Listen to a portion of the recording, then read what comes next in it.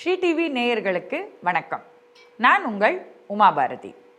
மகாகவி சுப்பிரமணிய பாரதியாரின் புதிய ஆத்திச்சூடியில் இன்று நாம் பார்க்க இருப்பது 16வது ஆத்திச்சூடி, கீழோர்க்கு அஞ்சேல். அப்படின்னா என்னன்னு கேட்டால், நம்ம விட குணத்தில் தாழ்ந்தவங்களை கண்டு நாம் பயப்படக்கூடாது. யாராவது நம்மளை பார்த்து கோல் மூட்டிடுவாங்களோ, நம்மளை போட்டு கொடுத்துருவாங்களோ இப்படின்னு பயப்படவே கூடாது. அதுக்கு நாம் என்ன பண்ணணும்?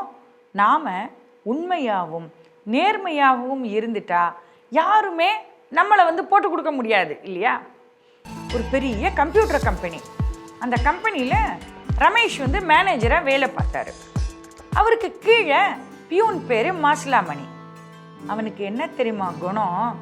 எப்போ பாரு எல்லாரையும் வத்தி வைக்கிறது, போட்டு கொடுக்கறது, இதே தான் பண்ணிக்கிட்டு இருப்பான். ஒரு நாள் என்னாச்சு, அந்த கம்பெனிக்கு எம்டி வராரு. மாசிலாமணியை யாருமே அந்த ஆஃபீஸில் மதிக்கவே மாட்டாங்க. ஏன்னா எப்போ பாரு அவன் இப்படித்தானே எல்லாரையும் பற்றி போட்டு கொடுக்குறான் இல்லையா? அதனால அந்த எம்டி வந்த அன்னைக்கு என்ன தெரியுமா ஆச்சு? இந்த ரமேஷ் ஏற்கனவே மாசிலாமணியை கண்ணா பின்னான்னு அவன் ஒழுங்காக வேலை செய்யலன்னு திட்டிருப்பார். எம்டி வந்த உடனே அவருக்கு காஃபி கொடுக்க போகிறேன்னு சொல்லிட்டு மாசிலாமணி என்ன பண்ணுவான்? மேனேஜர் ரமேஷை பற்றி அவர்கிட்ட வத்தி வைப்பான். அவர் என்ன தெரியுமா சொல்லுவார்? அவருக்கு தான் ரமேஷை பற்றியும் நல்லா தெரியும், மாசிலாமணியை பற்றியும் நல்லா தெரியுமே. மாசிலாமணியை கூப்பிட்டு அவர் எச்சரிக்கை பண்ணுறாரு.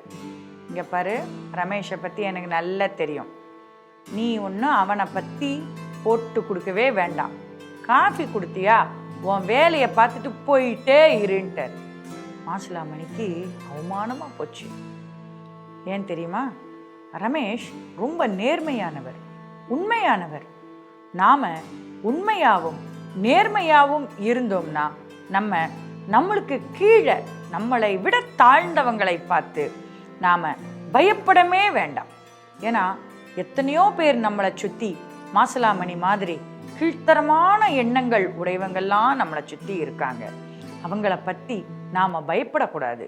உண்மையாகவும் நேர்மையாகவும் நாம் இருந்தால் கீழோர்க்கு அஞ்சேல் அப்படிங்கிற இந்த பாரதியாரோட புதிய ஆத்திச்சூடியை நாம் அழகாக பின்பற்றலாம். நாளைக்கு நாம் 17வது புதிய ஆத்திச்சூடி, குன்றென நிமிர்ந்து நில், பார்க்கலாமா? நன்றி, வணக்கம்.